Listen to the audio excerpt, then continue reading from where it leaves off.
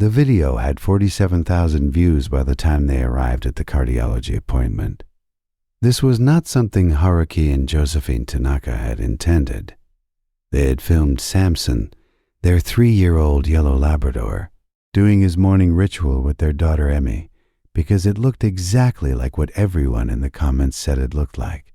An absolutely enormous dog, being gentle in a way that big dogs are not supposed to be capable of. Samson would come into the nursery each morning at the same time, climb his front half onto the nursing chair where Josephine did the morning feed, lay his chin on Emmy's chest, and stay there for exactly as long as the feed lasted. When Josephine moved Emmy to burp her, Samson would watch from the floor.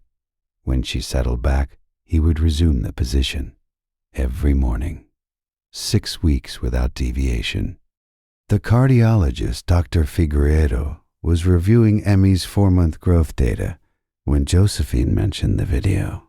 It had come up because Josephine was explaining that Emmy seemed calm and regular in the mornings, which she attributed in part to Samson's presence.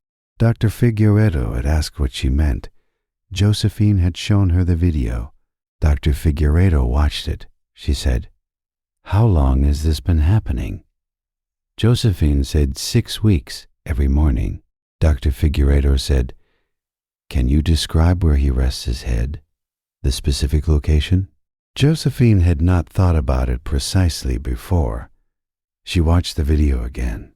She said, "Left side of her chest, just below her collarbone, the same spot every time."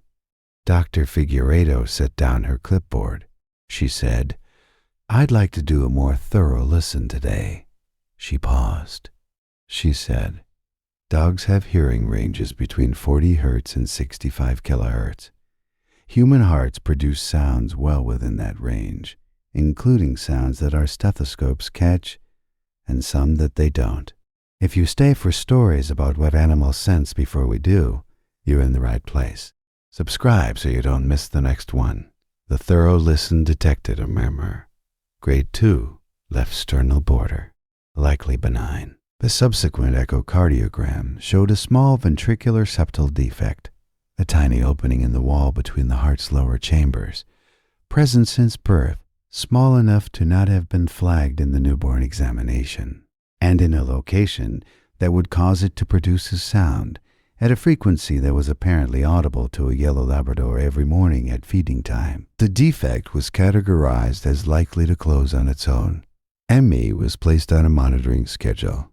Dr. Figueiredo told the Tanakas that the defect in this size and location was not dangerous. She also told them that their dog had been spending 6 weeks listening to their daughter's heart, and that they should continue to let him. She said it exactly like that. Continue to let him. Has your pet ever done something that made no sense until it was the only thing that made sense? Tell us in the comments. These stories deserve to be heard.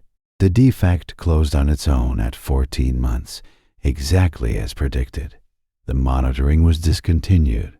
Samson's morning routine had already changed by then. Emmy was mobile. The feeding chair had been retired. The mornings were different. But he still came to find her first thing. Still put his chin somewhere near her chest when she sat still long enough. Every guardian deserves to be recognized, even the ones who never asked for anything in return.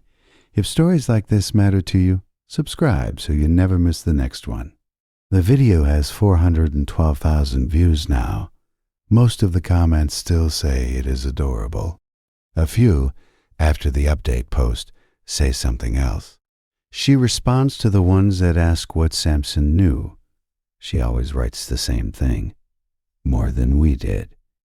That's all she has managed to say about it. The next story involves a cat who refused to let a toddler near a specific wall in their new house, and what the inspector found behind the drywall.